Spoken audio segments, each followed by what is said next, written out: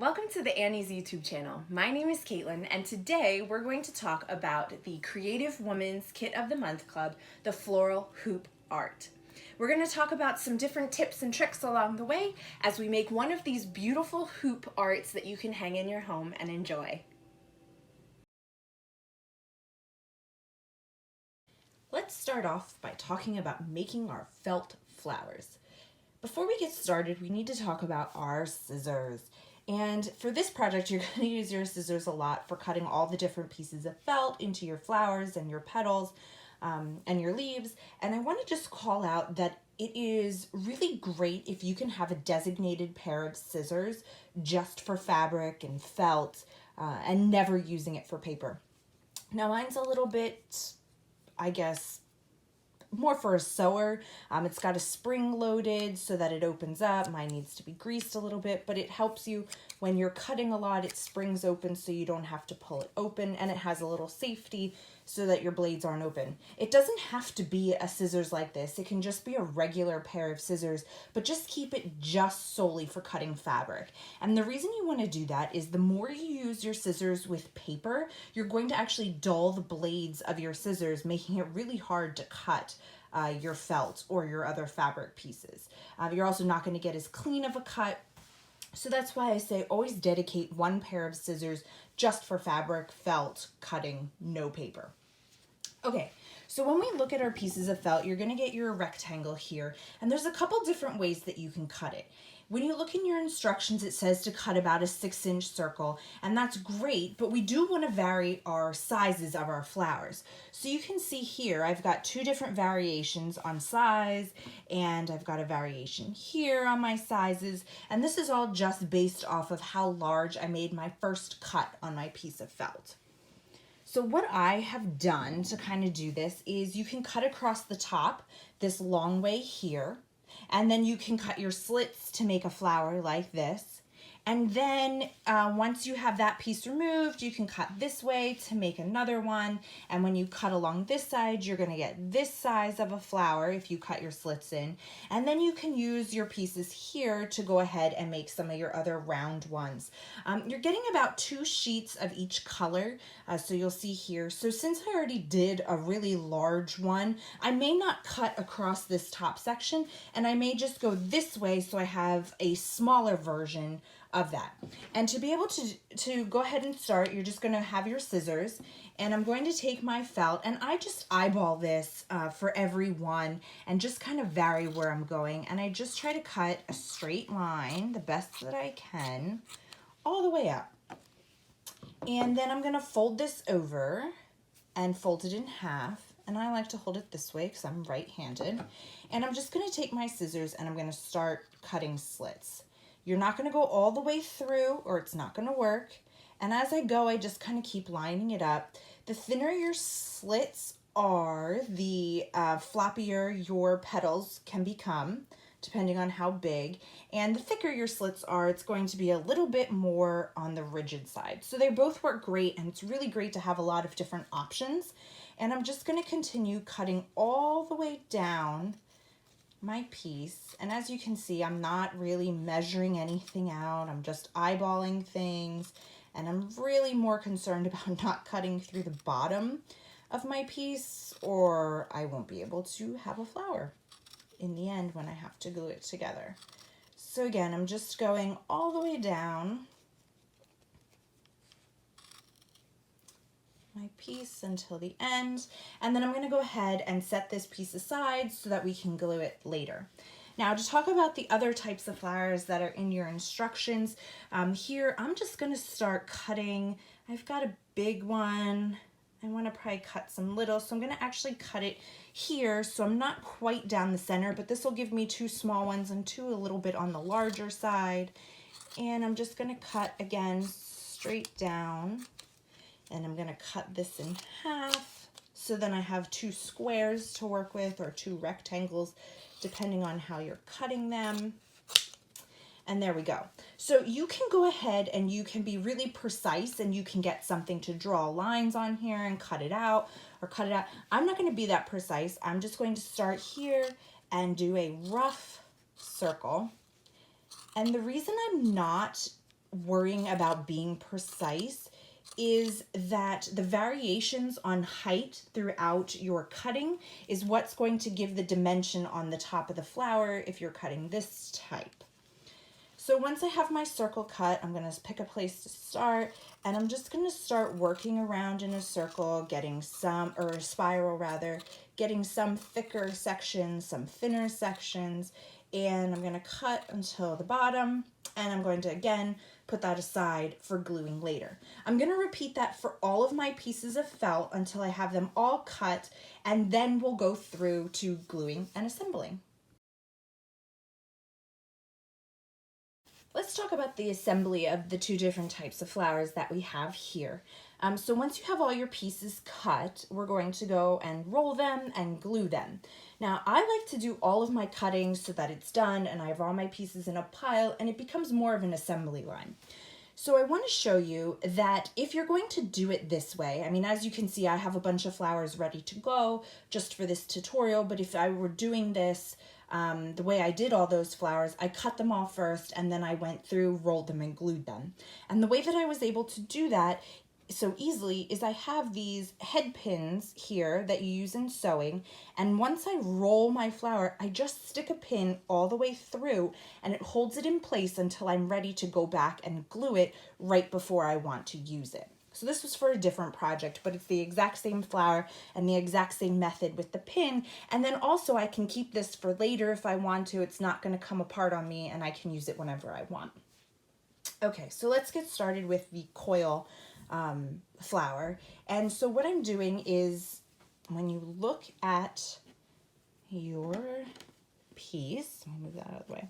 So this is my piece here, and this is how I cut it. And I'm going to actually start here at this end of the piece. And I'm going to take it and I'm going to fold it over and I'm going to line up the ends. So this is about the only time I'm working this direction. From here on out, I like to work upside down. So I folded it just a little bit to get started, and then I'm going to fold it in on itself and just work in a coiling motion and wrapping it around. The reason I like to work with it upside down is once I get it started, I can look and see that this is flat and flush. And the reason I want that is because it gives me a really great surface for gluing my flowers when I'm done. And I'm just working around, and as I work around, I'm pulling this slightly so that it stays flat and all my curved sides are going to the top to be the top of the flower. And I'm just working around in this circular motion, coiling my felt.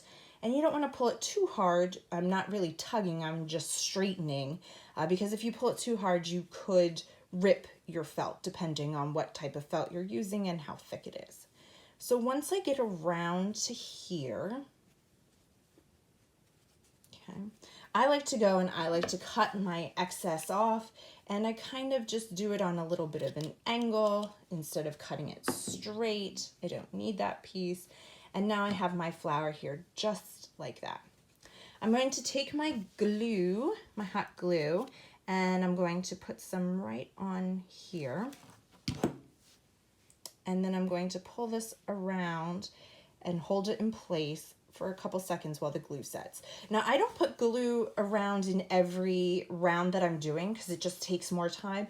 And if you go and you glue the bottom on securely to whatever you're working on, you're not going to have problems with it coming apart.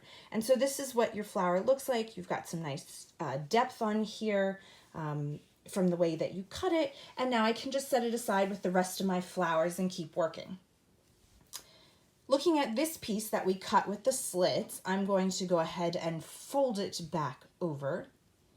And I'm going to start at this end, doesn't matter which one, and I'm going to fold it so that I have one on top of the other. And then I'm just going to keep coiling, and again, I'm turning it upside down. That's the way I like to work. And then as I roll it, I'm making sure that these are lined up and just rolling it around and keeping it fairly tight of a coil so that it doesn't fall apart. And if you need to, you just rearrange and keep coiling around and around. And the reason I don't like to glue before the end, especially with this one, is you'll start to see here that my pieces are getting a little bit off. And that's okay because it's natural for the inside one to be a little bit longer than the outside one, which you can see here. And again, I'm just fiddling with this to get it to go around. And you'll see that one's longer than the other. If I had these glued together, I might get some puckering or things like that. It really doesn't matter which way you do it. I just prefer this way. So I'm gonna go ahead and I'm going to glue in the inside. Hold that in place. And then I'm gonna go ahead and glue the outside. And hold that in place.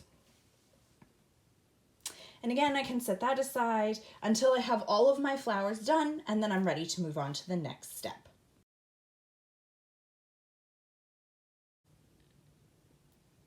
When you open up your kit for this project, you're gonna find 2 embroidery hoops. And embroidery hoops are really easy to find at your local craft stores or online. They come in a ton of different sizes, and typically these are used for cross stitching or embroidery. That's why they're called embroidery hoops. But so we're going to be using them slightly different. We're going to do a little bit of embroidery on them, but not the traditional sense. So if you are going to put your word on it, go ahead and put your word, whatever it might be, on your piece of felt. Get that all situated. You can hold it up here with your hoop to make sure you know where kind of the center is, and then you can work on taking your word, if you're going to use the hello that you get in your kit, and position it where you want, and then go through the process of transferring it. Or if you're doing the other hoop, where you're not doing any words, we're just going to do a little embroidery, you're going to do this the same way. So you're first going to start by unscrewing your pin at the top of your embroidery hoop. I recommend that you don't unscrew it all the way. It just makes it really hard to get it back together. And that screw, when you have it together, is tightening this outer loop to give tension on the inner loop to hold your fabric in place. So once I have that open, I'm going to take my inner loop and stick it under my large piece of felt. And then I'm going to take my outer loop and I'm going to stick it on top. And I'm going to push over, and I don't want this to be too big. If you can see this, it's snug as I'm pushing this on, and that's really how you want it to be, because you want the felt or fabric or whatever it is to be kind of taut inside your loops, or your hoops rather, so that it doesn't pucker and things like that. So once I have it in here, I'm going to go back and I'm going to tighten up my loop, and you can pull right here in the center, so that you don't get a bunching up there as you get closer. And I'm just going to snug it till it's snug. I don't need to do extra tight or anything like that. And then I'm going to flip it over, and we're going to start cutting off this extra piece. In the instructions, you'll see that you're supposed to cut it flush with the embroidery hoop. But what I like to do for a little bit more secure is I leave a little bit extra. And then what I'm going to do is I'm going to take my hot glue gun and I'm going to actually glue inside the hoop here. And then I'm going to push this over and hold it down. And I'm going to go ahead and do that all the way around my hoop. And what that's going to do is it's going to give some extra security that this piece of felt isn't going to come out as I work or as I display my piece. And it gives it a really nice looking finish.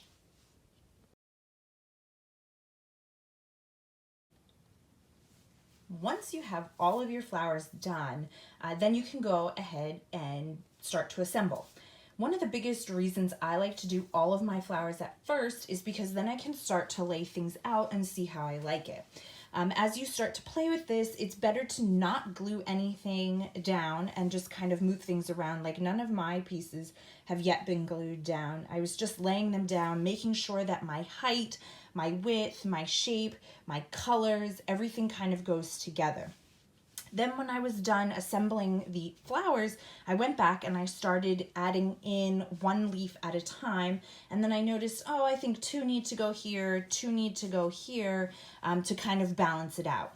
Now I have this whole section over here once I'm done gluing to go back in and embroider, and it shows you how to do the back stitch to go through this pattern here, but feel free to explore with your embroidery skills and try different stitches to go around, or even at this point, if you want to, you could go back in and add some words in here as well. It's going to be a little bit more tricky, but it's still doable. So what I'm going to do from here is I need to start gluing my pieces down, and I'm actually going to start at the top, and I'm going to move these out of the way because I have a flower piece here. And I'm going to go ahead and I'm going to just lift up my flower without actually taking it off of my piece, and I'm going to put a line of glue here, and then I'm going to go ahead and push that back over. And right now, this is just tacking it in place. If I need more with the leaves later, I can go ahead and do that. And then what I'm going to do is I'm going to set these back on here to make sure they're in the right spot. And I'm going to go ahead and I'm going to move this section down here, and I'm going to glue on this leaf. And again, I'm just kind of building up my layers since I know what I liked and where I had it, then I can put these back into place. And I'm just going to continue that process until I have all my leaves glued down, and then I'll go back and I'll pick up my flowers individually, and I like to put my glue directly onto here, and I try to make sure that I get a good amount of glue on here, and it's not that it has to be a thick layer, but I really try to get it all over. And then I'm just going to come back here and stick it into place, holding it down for a second or two, and then you will have your finished hoop.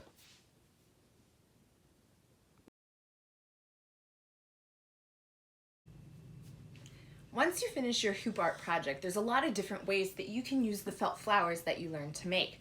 Some of the ideas are the wall hanging that you made here, or try getting one of the small embroidery hoops, putting a piece of fabric inside, and then you can glue your flowers on the front to make a really cute ornament or small decoration to remember things. You can put dates on it or special occasions. Or you can grab a piece of wood and paint on it and make a really great sign for your home as well.